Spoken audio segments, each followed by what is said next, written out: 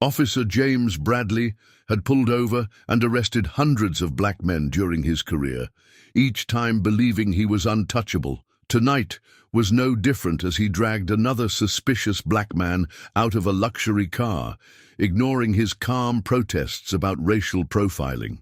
With practiced cruelty, Bradley slammed him against the hood, cuffed him, and threw him into the back of the patrol car, all without probable cause. But Bradley's badge-heavy arrogance had finally led him to make the biggest mistake of his career.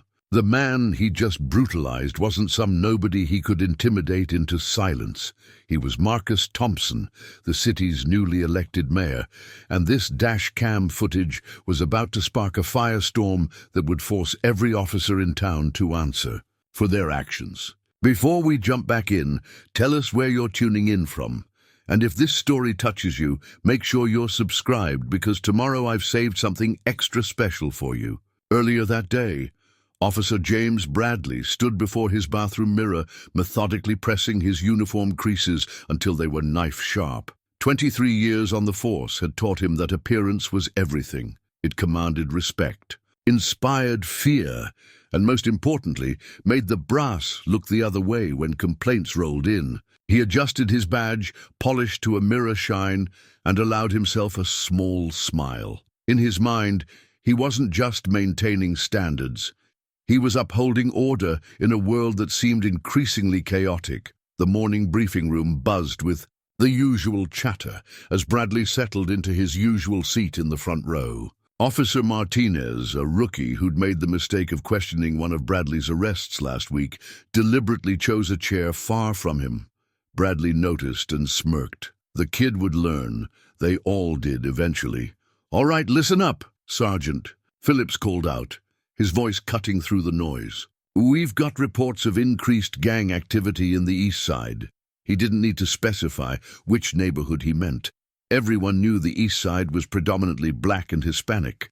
Bradley exchanged knowing looks with Officers Thompson and Rivera, his regular patrol partners. "Remember," Phillips continued, though his tone suggested this was mere formality, "we're here to protect and serve, use appropriate force and follow proper procedures." He paused, then added with a slight smile, "And make sure those body cams are working." A few chuckles rippled through the room. Everyone understood the implication. Cameras could malfunction at convenient moments. During his lunch break, Bradley sat in his usual diner booth, reviewing his morning's work. 3 traffic stops, 2 searches, and 1 arrest, all black or Hispanic drivers. He'd cited suspicious behavior or matching a description in his reports. The phrases were vague enough to hold up if questioned, and specific enough to satisfy the paperwork requirements. The system worked like a well-oiled machine, as long as you knew which levers to pull. The usual Jim? Sarah, the waitress who'd been serving him for over a decade, placed a steaming cup of coffee before him. "You know it, sweetheart," he smiled, the same smile he'd perfected for courtroom testimonies. "How's your boy doing? Still having trouble with those kids at school?" "Better now, thanks to you talking to their parents." Sarah beamed. This was another part of Bradley's carefully constructed image, the community helper, the protector. The fact that he'd actually threatened those parents with trumped-up charges during routine traffic stops remained his little secret. Back at the station, Bradley overheard 2 officers discussing the new mayor's inauguration. "Can you believe it?" Officer Rivera muttered. "First black mayor in the city's history, talking about police reform and accountability." He spat the last word like it was poison. "Won't last," Bradley interjected, his voice carrying the weight of experience. "They all come in with big ideas. Reality hits them soon enough." He'd seen reformers come and go, each one eventually learning to play ball or finding themselves isolated and ineffective. The system was bigger than any one person. As his shift progressed, Bradley patrolled his usual routes, paying special attention to the problem areas he'd designated over the years. These were predominantly minority neighborhoods, where he could always find a reason to pull someone over. He'd developed a 6th sense for it. A car too nice for the neighborhood, a driver who seemed too nervous, or sometimes just a feeling. He'd learned to trust. The afternoon sun cast long shadows as Bradley watched a luxury sedan roll through his sector. The car was immaculate, expensive, the kind that usually belonged in the wealthy North Side neighborhoods. But something about the driver's silhouette made Bradley's radar ping. He couldn't see the driver's face clearly, but he didn't need to. Years of experience had taught him to trust his instincts, and right now, those instincts were telling him he had found his last stop of the day. Little did he know, as he flipped on his cruiser's lights, that this stop would be different from all the others. This time, his carefully constructed world of power and privilege was about to collide with a force he never saw coming. 48 hours earlier, Marcus Thompson stood before a crowd of thousands, his right hand raised as he took the oath of office. The autumn sun painted City Hall in golden light as he became the first black mayor in the city's 157-year history. His wife Diana squeezed his teenage son Marcus Jr.'s shoulder, both of them beaming with pride as cameras flashed and applause thundered across the plaza. The weight of the moment wasn't lost on Thompson. His mind drifted to his father, who'd worked 3 jobs to put him through law school, and his mother, who'd marched in the civil rights movement. They hadn't lived to see this day, but their spirit filled every word of his acceptance speech. Today marks not just my victory, but our victory. Thompson's voice carried across the crowd, steady and determined. For too long, our city has been divided by race, by class, by fear, but division isn't our destiny. Unity is our future. He paused, letting his gaze sweep across the diverse faces before him. And that unity must begin with trust. Trust between communities, trust between citizens and those sworn to protect them. In the front row, Police Chief Richard Garcia shifted uncomfortably. Thompson's proposed police reforms had been a cornerstone of his campaign: body cameras with stricter monitoring, civilian oversight boards, mandatory de-escalation training. The old guard wasn't happy, but the election results had spoken loudly. Change was coming. Later that evening, Thompson sat in his new office, surrounded by moving boxes and campaign memorabilia. Diana brought him a cup of coffee, settling into the chair across from his desk. "You're already working. The inauguration party's still going on downstairs." "Just reviewing the police reform proposal one more time." He smiled, taking her hand. "We've got to get this right, Di. The community's counting on us. The community believes in you." She squeezed his hand. "Just like I do. Just like your parents would." She glanced at the photo on his desk. A young Marcus with his parents outside their small convenience store. "Though I'm sure your father would still be telling you to keep running the store instead of running the city." Thompson laughed, remembering his father's practical nature. "He'd probably say being mayor doesn't put food on the table."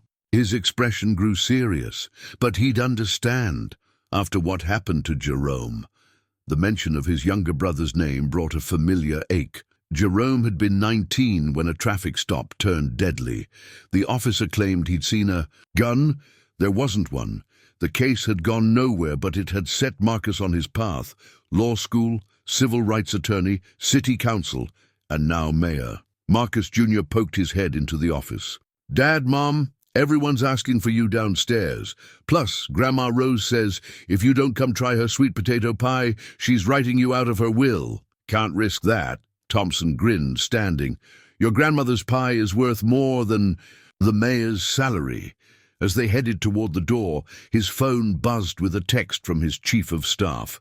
The police union wanted an emergency meeting about the reforms. The next morning, Thompson arrived early at City Hall. The building hummed with fresh energy as his team began settling in. His first official act had been signing an executive order requiring all police officers to keep their body cameras activated during any civilian interaction. It wasn't his most ambitious reform, but it was a start. During his morning briefing, his staff updated him on various community reactions. Support was strong in minority neighborhoods, mixed in others. The police union had released a statement expressing concerns about rushed changes to proven procedures. Thompson had expected the pushback. Change never came easily. By late afternoon, he was deep in budget discussions, finding ways to fund the new oversight committee without straining the city's resources. A knock at his door interrupted his concentration. It was Marcus Jr. "Dad, got a minute?" His son looked troubled. "Some kids at school were talking. They said you can't change anything, that the police will just wait you out or find ways around the rules." Thompson gestured for his son to sit. "You remember what Grandpa used to say about his store? Change comes one customer at a time. Well, this is like that. We change things one officer, one policy, one day at a time." He leaned forward. "And you know what else? We document everything, because sunlight is the best disinfectant." As evening approached, Thompson prepared for a community meeting about the reforms. Diana called to remind him not to be too late. It was their standing family dinner night. He promised to wrap up early, knowing how important these routines were for keeping them grounded amid the whirlwind of political life. Gathering his materials, Thompson caught his reflection in the office window. He saw his father's determination in his eyes, his mother's compassion in his smile. They'd taught him that real change required both strength and patience. Looking at the city sprawled out before him, he felt ready for the challenge ahead. What he couldn't know as he walked to his car that evening was that his next test wouldn't come from policy meetings or union negotiations. It would come from a traffic stop that would put everything he believed in and everything he hoped to change to the ultimate test. The evening air carried a slight chill as Marcus Thompson's Audi glided through the city's east side. He'd chosen to drive himself tonight, giving his usual driver the evening off. The community meeting had run long, but productive. Residents sharing their experiences with law enforcement, offering suggestions for reform. Their stories echoed his brother Jerome's, reminding him why this work mattered. His dashboard clock read 9:47 p.m. when the police lights flashed in his rearview mirror. Thompson's hands instinctively tightened on the steering wheel, his father's voice echoing in his memory. "Both hands where they can see them, son. No sudden movements." Even as mayor, even in a $1,000 suit, those lessons couldn't be unlearned. Officer Bradley watched the Audi pull over smoothly. Too smoothly, he thought, like someone who'd done this before, someone who had something to hide. He called in the plate, but didn't wait for the response before stepping out of his cruiser. The signature swagger in his walk developed over thousands of stops just like this, telegraphed authority with every step. "License and registration," Bradley barked, his flashlight beam intentionally angled to blind the driver. Thompson reached slowly, deliberately for his documents, narrating his movements. "I'm reaching for my wallet now, officer." "Just hurry up," Bradley snapped, noting the driver's expensive suit, the gold watch on his wrist. Something didn't fit. This time of night, this neighborhood, it had to be drugs, or something worse. "Officer, may I ask why I was pulled over?" Thompson's voice remained steady, professional. The same tone he'd used in countless courtrooms, the same calm he'd maintained through 100 political debates. "Saw you swerve back there," Bradley lied smoothly. "Been drinking tonight?" "No, sir, I haven't." Thompson kept his hands visible on the wheel. "I was just heading home from a community meeting at the Eastside Community Center. I'm actually—" "Step out of the vehicle," Bradley cut him off. The driver's composure irritated him. They were always cockiest right before he found something. Thompson considered his options. As mayor, he could identify himself, but something stopped him. This was exactly what his constituents faced: the baseless stops, the automatic suspicion, the thinly veiled contempt. His dashcam would record everything. Sometimes change needed a catalyst. "Officer, I don't mean to be difficult, but I don't understand why—" Bradley's patience snapped. He yanked the door open, his grip tightening on Thompson's arm. "I said out of the vehicle, now!" Thompson emerged slowly, his movements measured. "Officer, I want to comply, but I need to understand." The slam against the hood came suddenly, Bradley's forearm pressing against Thompson's back. The mayor's cheek pressed against the warm metal, his mind racing. He'd expected tension with the police department over his reforms, but this was different. This was personal, primal. "Playing it smart, huh?" Bradley growled, roughly patting him down. "Think you're better than this? Think that fancy suit means anything?" His hand found Thompson's wallet, flipped it open. The ID was in a special sleeve. He'd have to remove it to read it. "Nothing in the car, sir," another officer called out, having arrived as backup. Bradley's jaw tightened. He needed something, anything, to justify this stop. The driver's continued calm only fueled his anger. "What are you doing in this neighborhood?" Bradley demanded, cuffs now out. "Who were you meeting? Your dealer?" As I tried to explain, Thompson kept his voice level, even as the cuffs bit into his wrists. "I was at a community meeting. If you check my ID, save it for the station." Bradley shoved him toward the patrol car. Something about this guy's attitude, his confidence, made Bradley's blood boil. He'd break that composure down at the station. They always broke eventually. As Thompson was pushed into the back seat, he caught a glimpse of his reflection in the window. His tie was askew, a small cut on his lip beginning to swell where it had hit the hood. His father had always told him there would be moments that defined a man's character. This, he realized, would define not just his character, but his entire administration. In the front seat, Bradley finally pulled out the ID, ready to begin processing what he assumed would be another routine arrest. His fingers froze as he read. The name, the title. The blood drained from his face as realization dawned, along with the understanding that his dash cam had captured everything. Thompson watched the realization hit through the patrol car's divider. He could almost see the officer's world crumbling as the implications sank in. But this wasn't about personal revenge. This was about systemic change. Every black person who'd ever been profiled, every parent who'd had to teach their child how to survive a traffic stop, every community meeting where people shared their fears, this moment was for them. The radio crackled. Dispatch was responding to the plate check Bradley had called in earlier. "Unit 417, be advised.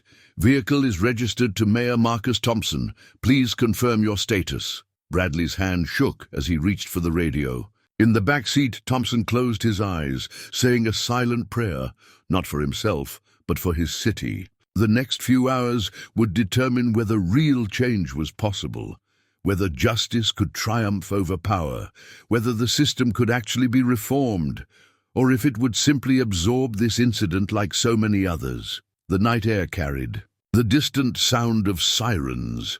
Word would spread fast.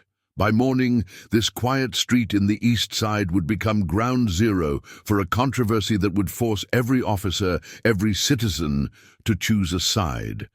The catalyst for change had arrived, though not in the way anyone had expected. The fluorescent lights of the police station buzzed overhead as Bradley marched his arrestee through the front doors, maintaining his stern demeanor despite the growing knot in his stomach. The night shift desk sergeant glanced up lazily, then did an immediate double-take. His coffee mug froze halfway to his mouth. "Jesus Christ, Bradley," the sergeant whispered, standing up so quickly his chair rolled backward into the wall. "That's the mayor." The booking area fell silent. Officers stopped mid-conversation, paperwork suspended in mid-air, every eye turning to the scene unfolding before them. Thompson stood quietly, hands still cuffed behind his back, his expensive suit wrinkled and stained from the rough arrest. The cut on his lip had stopped bleeding, but left a visible mark, evidence of Bradley's excessive force that would soon be plastered across every news outlet in the state. "Uncuff him," the sergeant ordered, his voice sharp with panic. "Now!" Bradley's fingers fumbled with the keys, his earlier confidence evaporating like morning dew. As the cuffs came off, Thompson rolled his shoulders slowly, straightening his jacket with dignity. The mayor's calm demeanor only heightened the tension in the room. "Someone call the chief," an officer whispered. but the words were unnecessary. Through the station's glass doors, they could already see Chief Garcia's SUV screeching into the parking lot, lights flashing. Word traveled fast in a police department, especially when careers were about to end. "Mr. Mayor," Bradley started, his voice losing its authoritative edge. "I didn't—" "Please." Thompson raised a hand, silencing him. "Everything you say from this point forward should probably be in the presence of your union representative." His lawyer's instincts kicked in, even now protecting the rights of the man who had just violated his own. Chief Garcia burst through the doors, his face ashen. "Mr. Mayor, I just heard this is completely. We'll launch an immediate investigation." "Thank you, Chief." Thompson's voice carried across the now crowded booking area. "I think we all know this incident is larger than just tonight. My office will be expecting a full report, including the dash cam footage and Officer Bradley's body cam recording." He paused, scanning the room. "Which was activated, I trust." Bradley's face went even paler. In his arrogance, he'd switched off his body cam before approaching the Audi, a habit he'd developed over years of unchecked misconduct. But the dash cam had caught everything. Outside, camera flashes began lighting up the station's windows. News vans were already arriving, their satellite dishes reaching into the night sky like metal trees. Someone had tipped off the media. "Mayor Thompson!" A young officer pushed through the crowd, holding an ice pack and first aid kit. "Sir, please let me look at that cut." Thompson accepted the ice pack with a grateful nod. "What's your name, officer?" "Martinez, sir. James Martinez." "Officer Martinez." Thompson committed the name to memory. "Thank you for your professionalism." The young officer's concern contrasted sharply with Bradley's earlier brutality, a visible reminder that not all cops fit the same mold. More senior officers were arriving now, having been pulled from their beds by urgent phone calls. Among them was Sergeant Phillips, Bradley's supervisor, who had spent years burying complaints against his favorite officer. His face was a mask of political calculation as he assessed the disaster unfolding before him. "Mr. Mayor," Phillips stepped forward, "I'm sure we can handle this internally, like you've handled other complaints against Officer Bradley." Thompson's question cut through the room like a blade. "I've read those files, Sergeant. All of them, including the ones that somehow never made it to internal affairs." Phillips took an involuntary step backward. In less than an hour, the comfortable power structure he'd helped maintain was crumbling around him. Bradley stood frozen, watching his carefully constructed world dissolve. Every complaint he'd dismissed, every report he'd fudged, every bit of misconduct he'd justified, it was all catching up to him in this one catastrophic moment. His fellow officers were already backing away, creating physical distance that mirrored the professional isolation to come. Through the station's windows, more media vehicles arrived. The story was spreading like wildfire across social media. Soon the whole city would see what had happened on that darkened street, would see the truth about policing that minority communities had been shouting about for years. "Chief Garcia," Thompson spoke again, his voice carrying the weight of his office, "I'll need copies of all records relating to Officer Bradley's conduct over the past 5 years. My office will send a formal request in the morning." He straightened, his tie wincing slightly at the movement. "And I trust the dash cam footage will be preserved." The chief nodded frantically. "Of course, Mr. Mayor. Everything will be handled according to procedure." "Procedure?" Thompson repeated the word thoughtfully. "Yes, that's exactly what we need to discuss. But not tonight." He turned toward the doors, where his security detail had finally arrived, looking both embarrassed and furious at having lost track of their principal. As Thompson prepared to leave, he paused beside Bradley, who stood pale and silent, his badge suddenly feeling like it weighed 1,000 pounds. "Officer Bradley!" The mayor's voice was low, meant only for him. "You thought you were teaching me a lesson tonight. But tomorrow, we're going to teach this whole city a lesson about accountability." Bradley watched the mayor walk out, surrounded by a growing entourage of officials and reporters.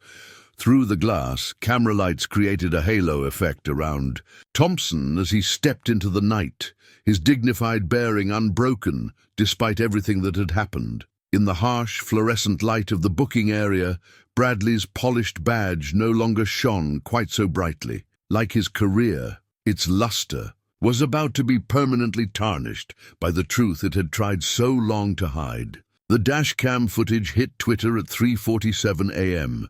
No one knew who leaked it, though Officer Martinez would later be credited with this act of conscience. The grainy video opened with Bradley's cruiser lights flashing, then captured every moment in stark detail.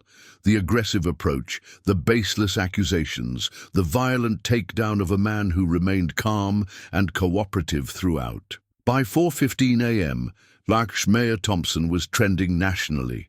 By 4:30, the video had been viewed over 1 million times. Social media exploded with a mix of outrage and vindication. Here, finally, was undeniable proof of what black communities had been saying for years. Breaking: newly elected black mayor racially profiled, arrested by own police force, the CNN headlines screamed across screens nationwide. Local news stations had their helicopters hovering over both the police station and City Hall, where crowds were already beginning to gather despite the pre-dawn hour. Diana Thompson sat in their living room, surrounded by family and advisors, watching the footage for the 10th time. Each viewing made her blood boil anew. Marcus Jr. paced behind the couch, his teenage face a storm of emotions. "They could have killed you, Dad," he said as his father emerged from a brief press conference, "just like Uncle Jerome." Thompson pulled his son into a tight embrace. "But they didn't. And now we have a chance to make real change." He looked at Diana, who nodded firmly. They both knew this incident would define his administration and possibly change policing in their city forever. In his cramped apartment across town, Bradley sat in darkness, watching his career implode in real time. On his phone screen, every news outlet was running the story. Social media users were already digging into his past, uncovering complaint after complaint that had been buried by the department. His own daughter had texted him a single word: "How?" The morning shows picked up the story with unprecedented vigor. Split screens showed the dashcam footage alongside Thompson's inauguration speech about police reform from just days earlier.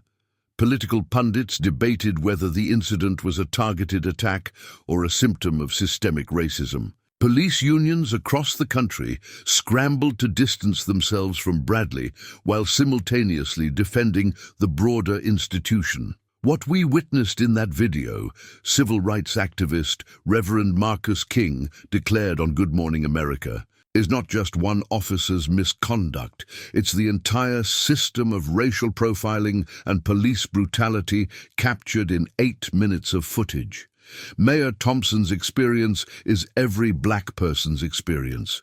Only this time they picked the wrong target. At the police station, Internal Affairs investigators worked methodically through Bradley's personnel file. Each opened complaint, each suspicious traffic stop, each use of force report was scrutinized with new eyes. Officers who had once laughed at Bradley's tough police work now remembered key details about past incidents, their loyalty evaporating in the face of public scrutiny. Sources within the department suggest Officer Bradley had a history of racial profiling, a local reporter announced outside police headquarters. Multiple officers, speaking on condition of anonymity, describe a pattern of behavior that was allegedly protected by senior department officials. Social media sleuths began connecting dots. Videos emerged of Bradley's previous encounters with minority civilians, footage that had been dismissed or ignored at the time. A database of his traffic stops over the past 5 years revealed a stark racial disparity in who he pulled over and searched. By mid-morning, the story had evolved beyond just Bradley.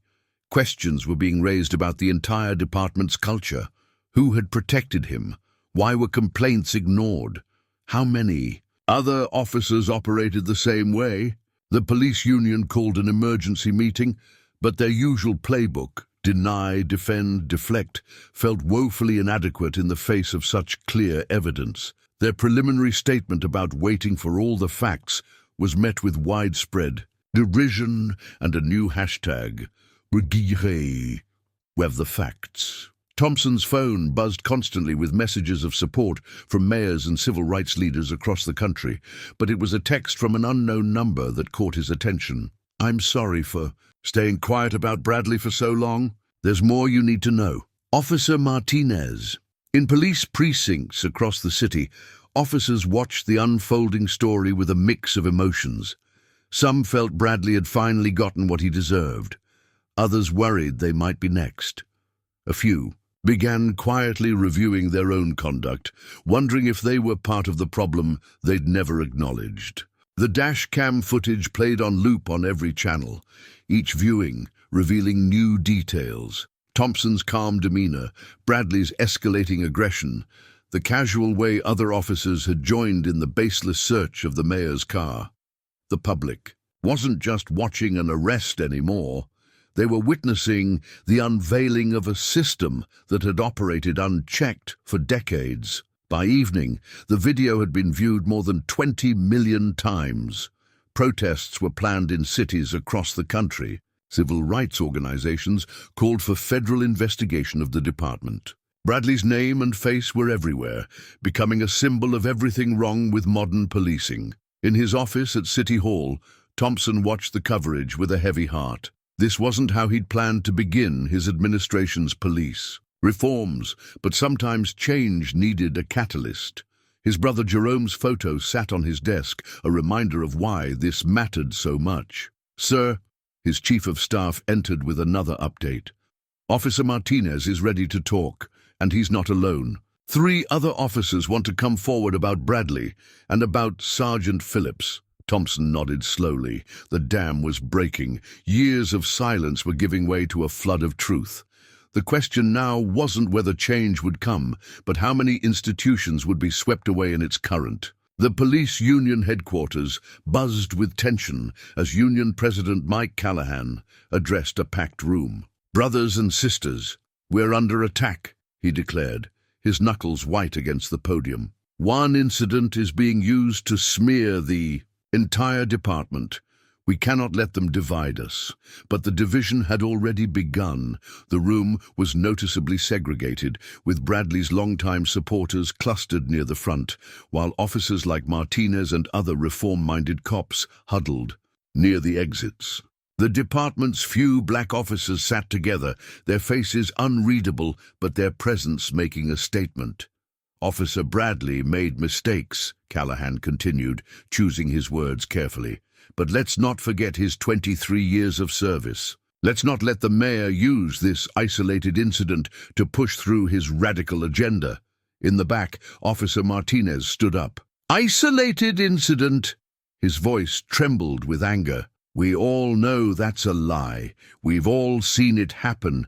Most of us just kept our mouths shut." The room erupted into chaos. Years of unspoken tension burst into the open as officers took sides. Some defended the old ways, citing danger and split-second decisions. Others, emboldened by Martinez, began sharing their own stories of witnessing misconduct. Across town, at Greater Mount Zion Baptist Church, community leaders gathered for an emergency meeting. Reverend King addressed the overflow crowd. "Mayor, Thompson's experience has shed light on what we've endured for generations, but this time we have proof. This time we have power. This time we demand change." The church rang with amens and applause, but not everyone shared the same vision of justice. Some called for Bradley's immediate arrest. Others wanted the entire command staff removed. Still others pushed for defunding and rebuilding from scratch. At City Hall, Thompson's phone wouldn't stop ringing. Police unions from across the state demanded meetings. Civil rights organizations offered support. National news networks wanted exclusive interviews. But it was a call from Bradley's teenage daughter that stopped him cold. "My father was wrong. Mayor Thompson," she said, her voice small but determined. "What he did to you, it's what he's done to so many others. I can't stay silent anymore. The barriers between personal and political, between right and wrong, were crumbling throughout the city. Bradley's own family had begun to distance themselves, his wife taking their daughter to stay with relatives. Former friends crossed the street to avoid him. Even his neighbors, who had once praised him as their community's protector, now closed their curtains when he passed. Within the department, the ripples spread further. Officers who had witnessed Bradley's conduct over the years faced their own reckonings. Some rushed to internal affairs, hoping to clear their consciences before others implicated them. Others doubled down, destroying records and deleting text. Messages that might show their complicity. Sergeant Phillips watched his carefully constructed network of influence collapse. Officers he'd promoted, crimes he'd covered up, complaints he'd buried, everything was under scrutiny. His secretary had already turned over files to internal affairs, including documentation of late-night meetings where problem officers were protected instead of disciplined. The city itself seemed to hold its breath, waiting to see what would happen next. In wealthy neighborhoods, residents debated property values and police response times.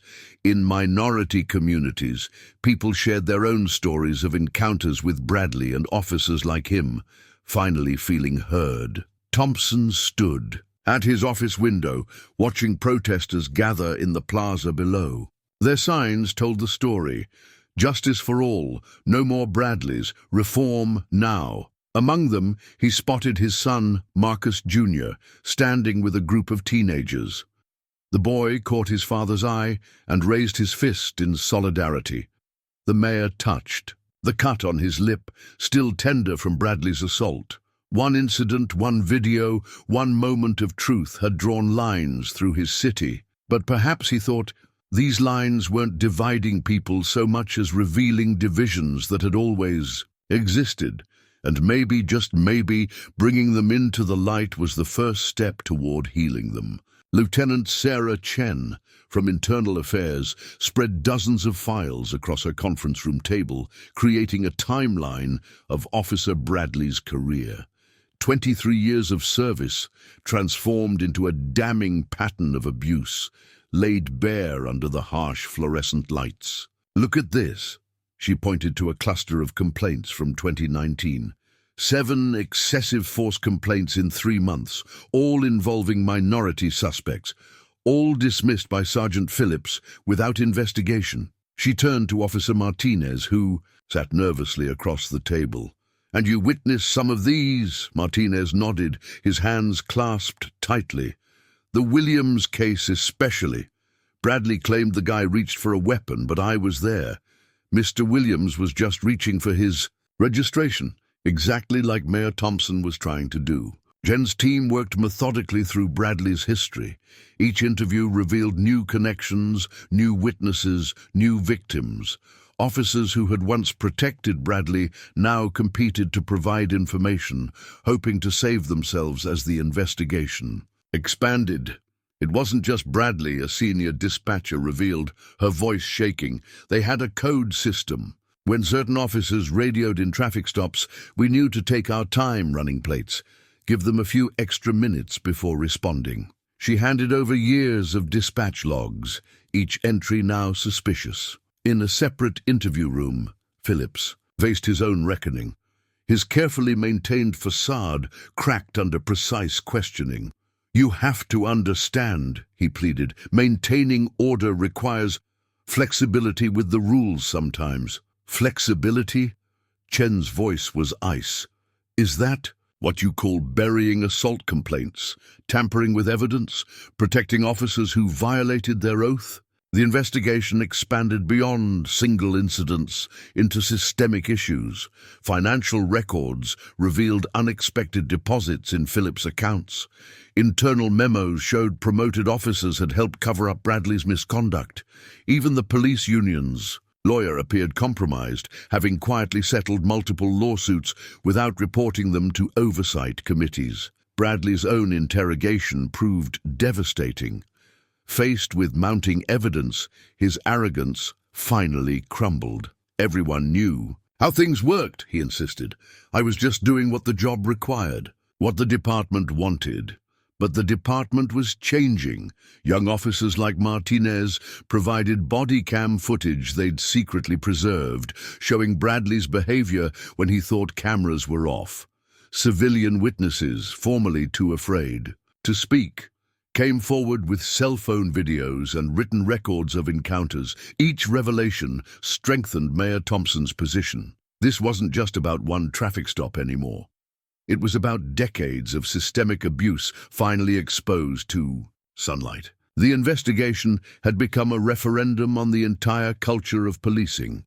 Lieutenant Chen worked through another sleepless night, her office walls now covered with flowcharts connecting incidents, officers, and cover-ups. She had started her career believing in the system. Now she was documenting its complete failure. "We've got enough to charge Bradley," her deputy announced, adding another file to the growing stack. "But if we pull this thread—" "Pull it," Chen ordered. "Pull them. All this ends now."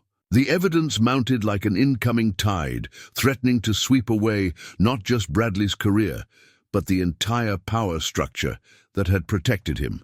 In the end, his greatest crime might not have been attacking the mayor, but showing the world exactly how deep the corruption went. The crowd outside City Hall swelled to thousands, their chants echoing off downtown buildings. "No justice, no peace." Signs bobbed above the crowd. "Fire Bradley, end police brutality, justice for Thompson." But it was the smaller signs that told the deeper story. Dozens of homemade posters bearing other names, other victims of Bradley's years of unchecked power. Inside the emergency city council meeting, the air conditioning struggled against the heat of packed bodies and hot tempers. Councilwoman Rodriguez leaned into her microphone. "We've received over 10,000 emails in the past 48 hours. Our constituents demand action, not just promises." Mayor Thompson sat quietly as citizens approached the podium, each adding their voice to the growing chorus of outrage. A grandmother described Bradley harassing her grandson. A business owner detailed years of protection money demanded by Phillips's officers. A former rookie cop explained how she'd been forced to resign after reporting misconduct. "This isn't just about my experience," Thompson addressed the council, his voice firm. "This is about every person who couldn't fight back, every complaint that was buried, every officer who looked the other way. The dashcam footage of my arrest simply showed the world what many of our citizens have endured for years." National media descended on the city like locusts. CNN set up a permanent live-shot position outside police headquarters. MSNBC ran an hour-long special titled "Badge of Dishonor, The Bradley Files." Even conservative outlets couldn't defend the clear evidence of abuse, though some tried to frame it as one bad apple rather than systemic failure. Social media kept the pressure building. Local activists coordinated through hashtags, organizing protests and sharing information about upcoming council meetings. Bradley's previous victims found each other online, creating support groups and sharing testimony. The mayor's son, Marcus, a junior, emerged as a powerful voice on Twitter, sharing his perspective as both a teenager and the son of a victim. "My father taught me to believe in justice," he wrote in a viral thread. "Now, the world is watching to see if justice actually exists." In our city, the pressure began affecting daily operations. Police response times increased as officers hesitated to engage, fearing their actions would be scrutinized. Some cops called in sick, unwilling to face public hostility. Others requested transfers to quieter districts. At a hastily called press conference, Chief Garcia announced new measures: mandatory body cam reviews, civilian oversight of traffic stops, immediate suspension of officers with multiple complaints. But the crowd wasn't satisfied. They'd heard promises before.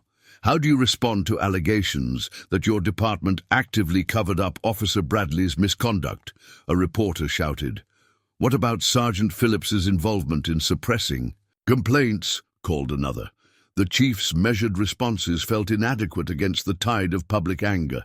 Each careful statement was met with shouts from protesters outside. "No more lies! Show us the files!" Bradley behind bars. City council members found themselves under intense scrutiny. Those who had previously supported the police uncritically now faced recall threats from their constituents. Those who demanded reform were hailed as heroes by protesters, but faced backlash from police supporters.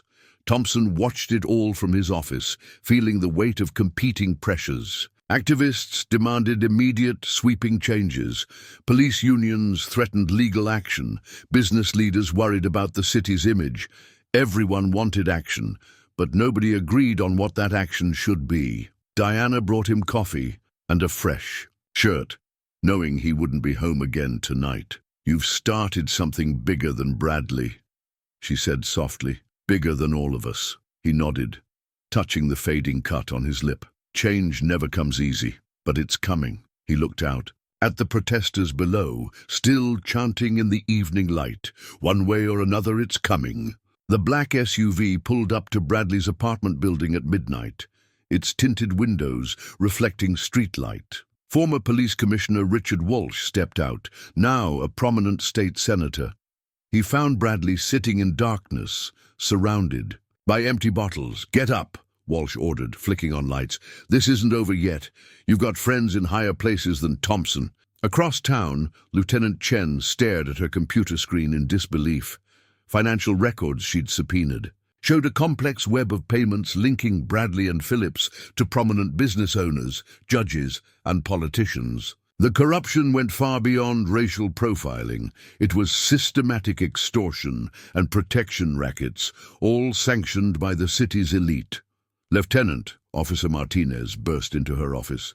"Someone's been in the evidence room, the original. Oh, dash cam footage, it's gone." But it wasn't just evidence disappearing. Witnesses began recanting their statements. Business owners who'd testified about extortion suddenly remembered details differently. Even some of Bradley's victims withdrew their complaints, citing personal reasons that smelled suspiciously like threats. At the courthouse, Judge William Harrison quietly dismissed 3 pending cases against officers connected to Bradley, citing procedural errors. The same judge had approved countless warrants for Bradley over the years, never questioning the flimsy probable cause. "It's a machine," Thompson told Diana as they reviewed Chen's findings. "Bradley and Phillips were just cogs.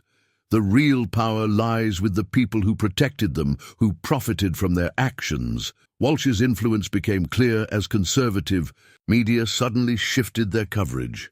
Stories appeared questioning Thompson's political motivation. Pundits suggested the mayor had deliberately provoked Bradley to advance his reform agenda. Opinion pieces praised Bradley's tough-on-crime approach in a dangerous jurisdiction. Bradley himself underwent a makeover. His lawyer arranged interviews, portraying him as a dedicated officer protecting affluent neighborhoods from urban elements. Photos emerged of him at charity events. Character witnesses appeared, praising his community service. "Your father's case is threatening a lot of powerful people," Chen explained to Bradley's daughter when she brought in more evidence. "They're not protecting him, they're protecting themselves." The police union's tone shifted too. Instead of distancing themselves from Bradley, they now painted him as a scapegoat. Their lawyers cited procedures, technicalities, anything to muddy the waters of what the dash cam had shown so clearly. But they hadn't counted on Officer Martinez. The young cop had made copies of everything, every file, every recording, every piece of evidence showing the true scope of corruption. As Bradley's powerful friends moved to bury the truth, Martinez prepared to reveal just how deep the rot really went. Marcus Jr. stared at his phone, reading another death threat on social media. "Going to finish what Officer Bradley started," this one said. Diana quietly took the phone from her son's hands, adding it to the growing file of threats against their family. "Maybe you should stay with Aunt Sarah for a while," Thompson suggested, watching his son's face grow harder with each passing day. The bright, hopeful teenager was being replaced by someone more cautious, more aware of the darkness in the world. "I'm not hiding," Marcus Jr. replied firmly. "That's what they want. For us to be afraid, to back down." He looked so much like his Uncle Jerome in that moment that Thompson's heart ached. Across the city, Bradley's daughter Emily sat in her grandmother's kitchen, avoiding another reporter camped outside. Her mother hadn't stopped crying for days, alternating between defending Bradley and cursing him for destroying their lives. Emily's school friends had stopped talking to her. Her college acceptance letters were being rescinded one by one. "Your father was a good man once," her grandmother said softly, watching Emily scroll through old family photos. "Power changed. Him. Or maybe it just revealed who he always was." The investigations had taken their toll on both families. Thompson's marriage felt the strain of constant public scrutiny. Late-night meetings replaced family dinners. Diana fielded endless calls from concerned relatives, while also managing her own law practice and trying to maintain normalcy for Marcus Jr. Remember when this job was just about fixing potholes and managing the city budget? Thompson attempted humor one night, but Diana saw through it. "This was always going to be about more than that," she replied, touching the scar on his lip that had become a symbol of the movement. "The moment you decided to run, we knew what it meant, what it would cost." Bradley's world had shrunk to his apartment and his lawyer's office. His wife had filed for separation. Former friends crossed the street to avoid him. Even his drinking buddies at the local bar had turned their backs. The only people still talking to him were Walsh and his cronies, and Bradley was starting to understand their support came with dangerous strings attached. Emily visited him once, finding him unshaven and unkempt. "Why?" she asked simply. "All. And those years, all those people. Why?" Bradley had no answer that could satisfy his daughter. How could he explain the intoxicating feeling of power, the casual cruelty that had become as natural as breathing, the way the system rewarded his worst impulses until they became his only way of operating? The threats escalated on both sides. Thompson's security detail doubled after a suspicious package arrived at his office. Bradley started wearing a bulletproof vest, less afraid of protesters than of Walsh's organization silencing him permanently. Marcus Jr. and Emily crossed paths unexpectedly at a coffee shop. Other customers watched tensely as the mayor's son and the disgraced cop's daughter stared at each other, but instead of anger, they saw in each other's eyes the same pain, the same loss of innocence. "I'm sorry," Emily said softly. "It's not your fault," Marcus Jr. replied. "None of us chose this." Their brief moment of connection highlighted the human cost of the conflict, how it had rippled out to affect not just the main players, but everyone connected to them. Two families forever changed by one traffic stop, one moment of prejudice, one exposure of a corrupt system. That night, both Thompson and Bradley lay awake in their separate homes, thinking about their children. One fighting to create change, one bearing the burden of their father's sins, both caught in the undertow of a battle that had grown far beyond a single arrest on a dark street. Bradley's hands shook as he pulled the burner phone from his jacket. Walsh's message was clear: either play ball or take the fall alone.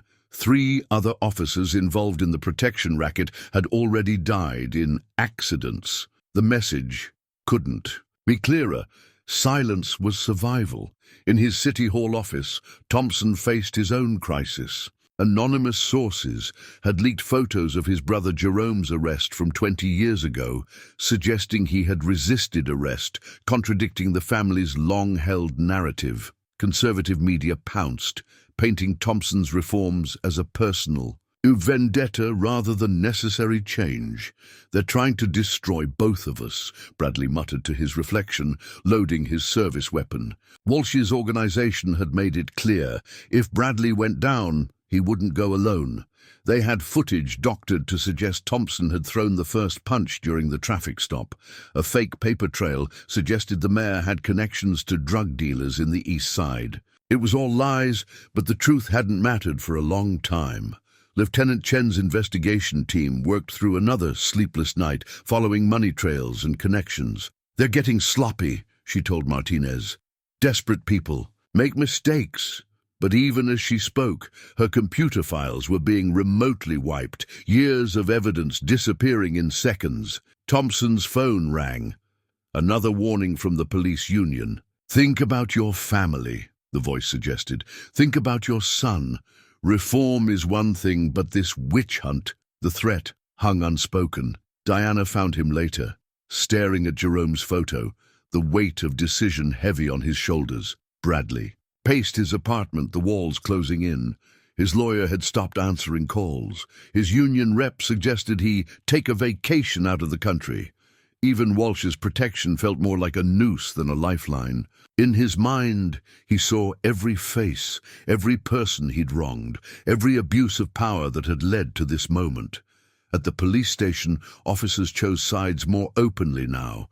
Those loyal to the old guard circled wagons, destroying evidence and coordinating stories. Reform-minded cops faced harassment, slashed tires, dead rats in lockers. The thin blue line was turning red with internal strife. Thompson's reform proposal reached his desk, thick with amendments and poison pills added by council members in Walsh's pocket. Sign it watered down, or watch it die completely. His principles warred with pragmatism as protesters continued their vigil outside. Bradley's daughter Emily made one last attempt to reach her father, finding him surrounded by empty bottles and loaded weapons. "Dad, please," she begged, "just tell the truth. End this before someone gets hurt." But Bradley was already planning something that couldn't be undone. Martinez discovered the surveillance footage of Chen's office being bugged. Someone was watching. The Watchers, gathering ammunition against those seeking justice. The young officer made a decision, downloading everything he had to an encrypted drive. If anything happened to him, the truth wouldn't die. Thompson's son, Marcus Jr., faced increasing isolation at school. Former friends, children of police officers, treated him like a traitor. A brick through his car window carried a message: race. Traitor's son.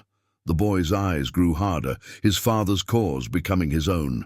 Bradley received his final instructions from Walsh: discredit Thompson at any cost.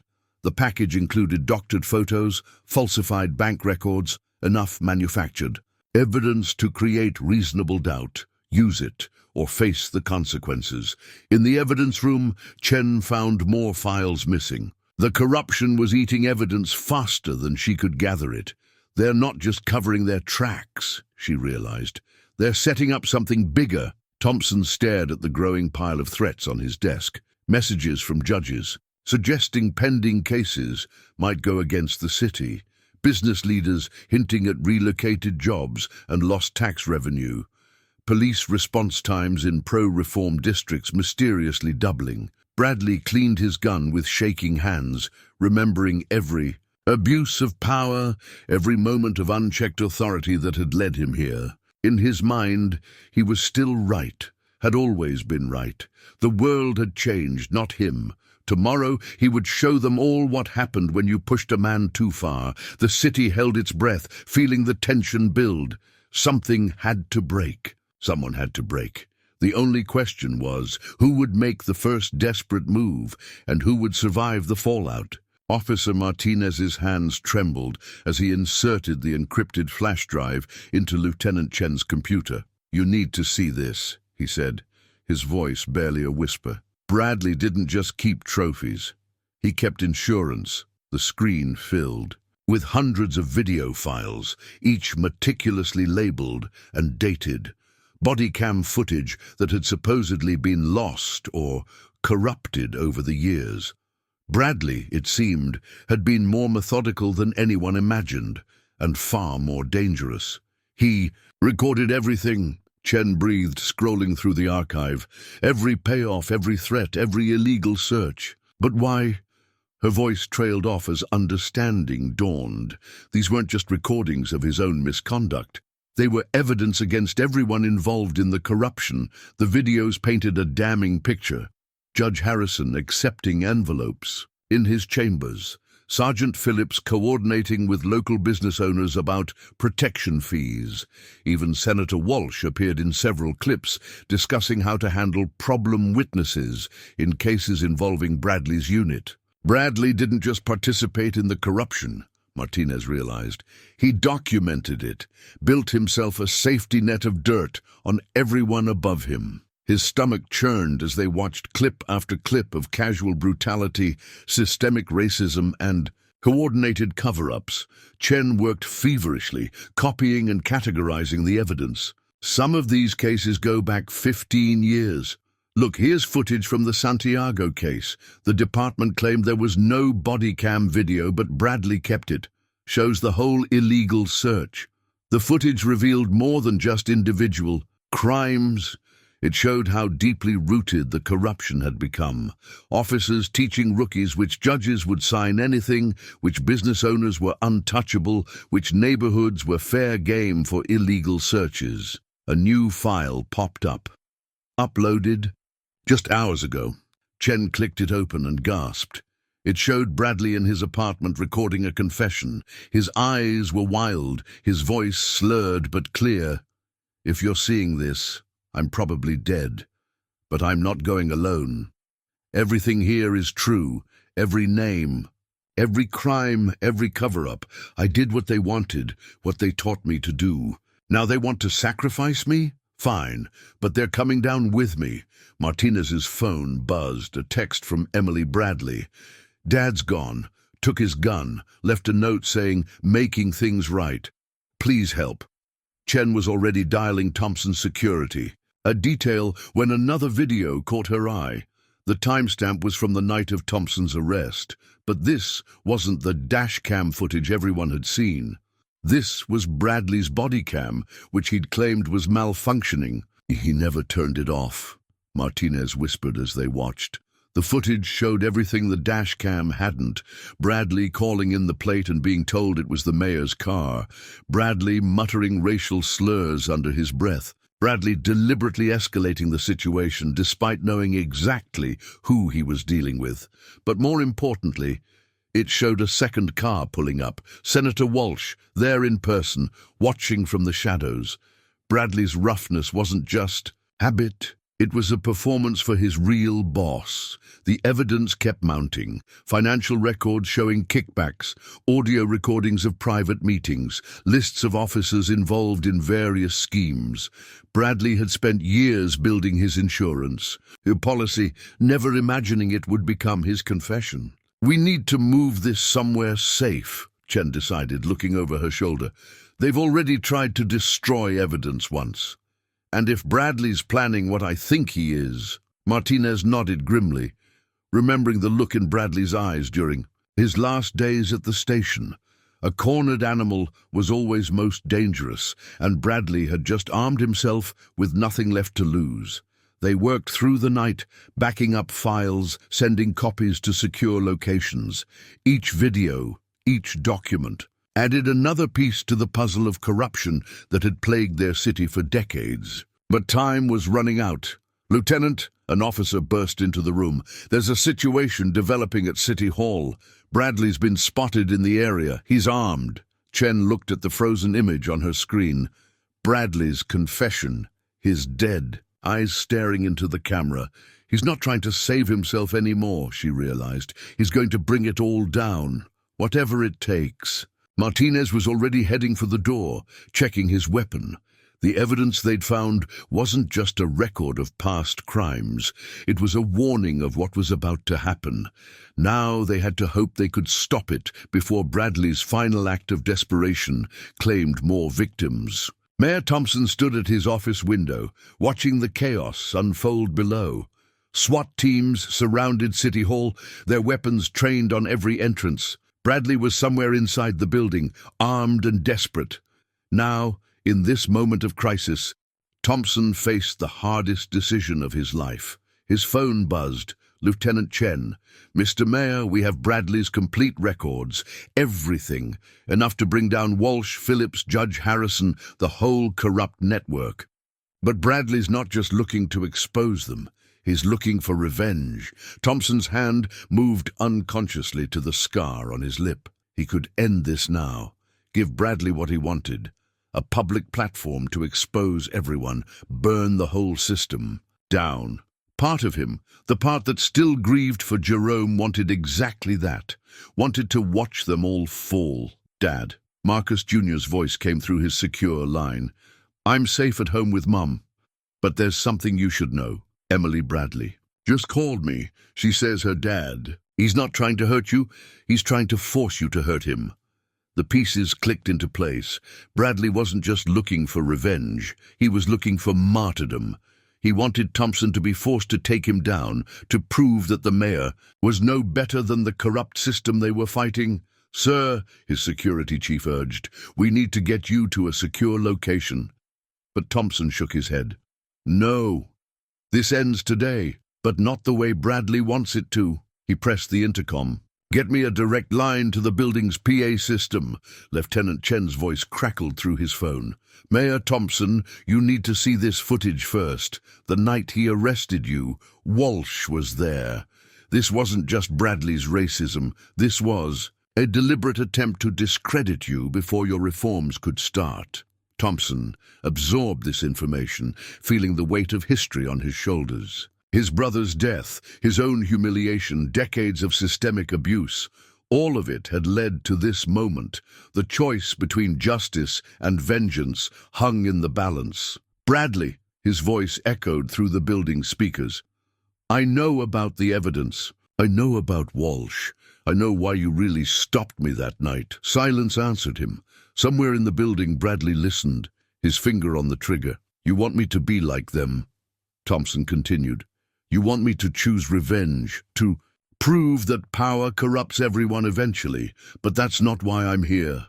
Movement caught his eye. Bradley emerging from the stairwell, gun in hand.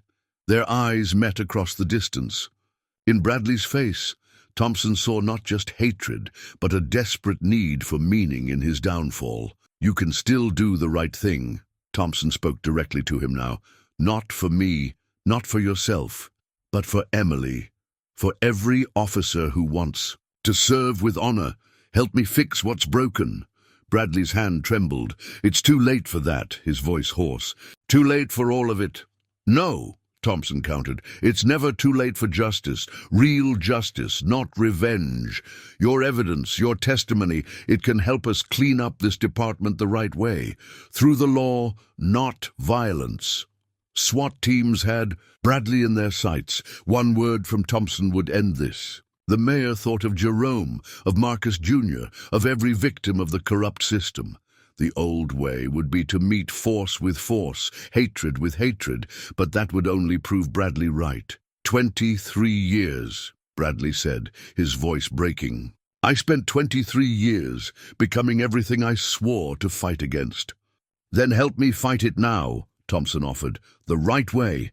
Show your daughter that change is possible. Show everyone that the system can work, if we have the courage to fix it." The moment stretched like a wire about to snap. In Bradley's eyes, Thompson saw the battle between pride and possibility, between the weight of past sins and the chance for future redemption. Finally, slowly, Bradley lowered his weapon. As SWAT officers moved in, Thompson picked up his phone. "Lieutenant Chen, call a press conference. It's time to show this city what real change looks like." The choice had been made. Not for vengeance, but for justice. Not to destroy the system, but to reform it. Thompson had proven that power didn't have to corrupt.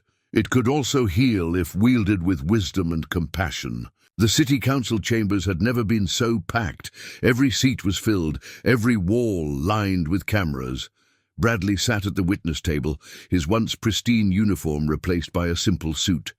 Behind him, Emily squeezed his hand before taking her seat in the front row.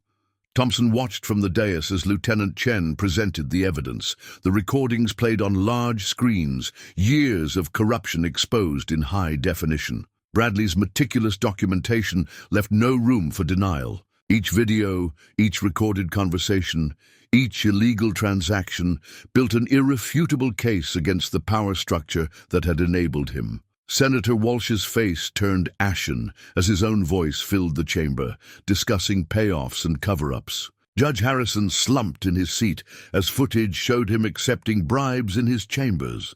Sergeant Phillips wasn't present. He'd already taken a plea deal, trading information for leniency. "Officer Bradley," Chen addressed him directly, "please explain to the committee what prompted you to begin recording these interactions." Bradley's voice was steady, though his hands trembled. "I told myself it was insurance, protection. But really, I think part of me always knew this day would come. That eventually someone would force us to face what we'd become." In the gallery, other officers watched their former colleague with mixed emotions. Some saw a traitor. Others saw a mirror reflecting their own choices. Martinez sat with the reform-minded. "Cops!" Their presence a silent statement about the department's future. "The night you arrested Mayor Thompson," Chen continued, "was that also part of the pattern?" "Yes," Bradley admitted, looking directly at Thompson.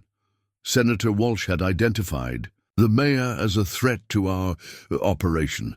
I was instructed to find an opportunity to discredit him, to make any future accusations against the department appear personally motivated. The chamber erupted in murmurs. Thompson maintained his composure, though Diana gripped his hand tighter. Marcus Jr. stared at Bradley, seeing not a monster now, but a man broken by his own choices. "And your recent actions at City Hall," Chen pressed. Bradley paused, struggling.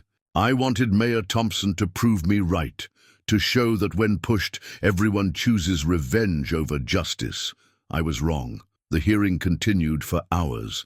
Other officers came forward, adding their testimony to Bradley's evidence.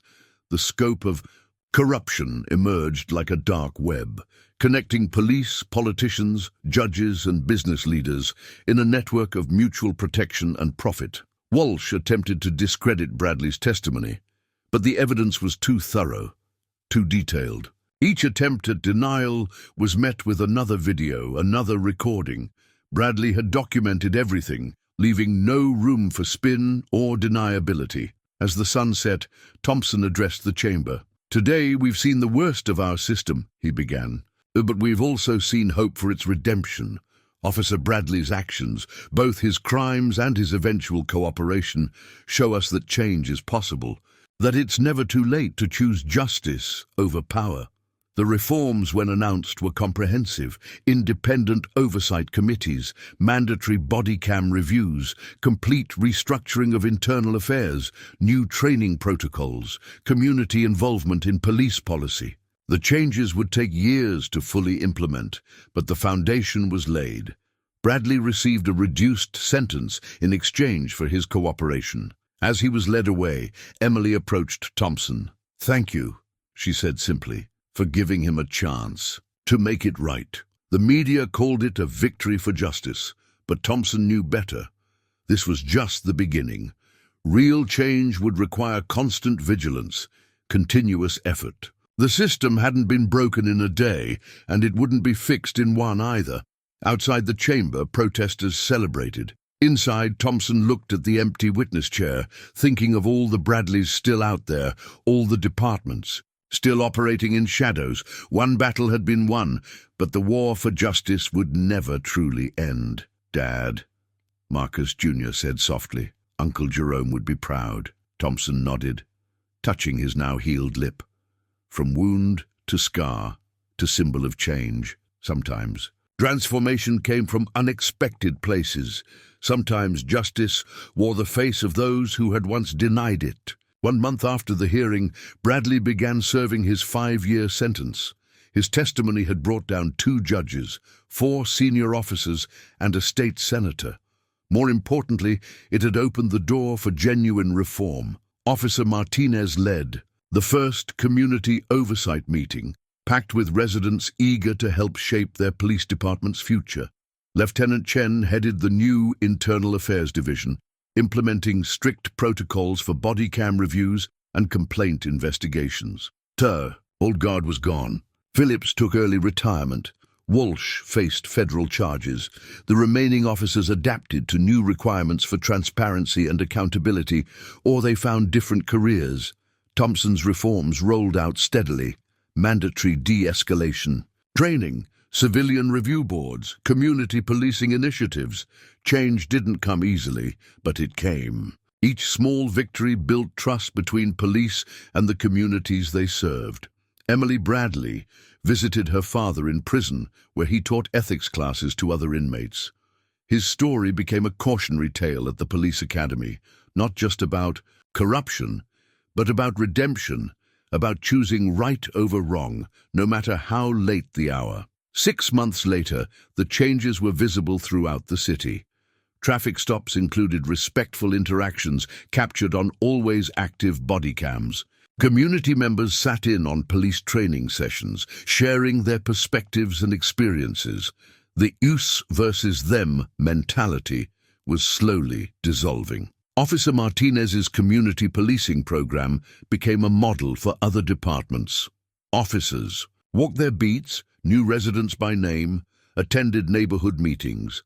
Trust grew slowly but steadily, like a garden tended with care. The department's demographics shifted too. New recruits included more minorities and women, drawn by the promise of real reform. Veterans who'd once stayed silent about misconduct now felt empowered to speak up, knowing they'd be protected rather than punished. Thompson's approval ratings soared, but he cared more about the small changes. Kids waving to officers instead of running away, community meetings where real dialogue replaced angry confrontations, traffic stops that ended with handshakes instead of handcuffs. Even Emily Bradley found her voice, speaking at police academies about her father's journey from corruption to confession, helping others recognize and resist the slow slide into abuse of power. 1 year to the day after the traffic stop that changed everything, Mayor Thompson stood at the podium outside the newly renamed Justice and Community Center. The building that once housed a corrupt police department now served as a symbol of transformation. In the audience, Bradley watched the ceremony on the prison's TV, his uniform now prison blue instead of police blue. His legacy lived on, not just as a cautionary tale, but as proof that systemic change was possible. Lieutenant Chen, now Chief Chen, had rebuilt internal affairs from the ground up. Officer Martinez trained new recruits in community policing. The thin blue line had been redrawn, not between police and public, but between right and wrong. Marcus Jr. sat in the front row, no longer just the mayor's son, but a leader in his own right, heading a youth advisory council for police reform. The future looked different now, better, possible.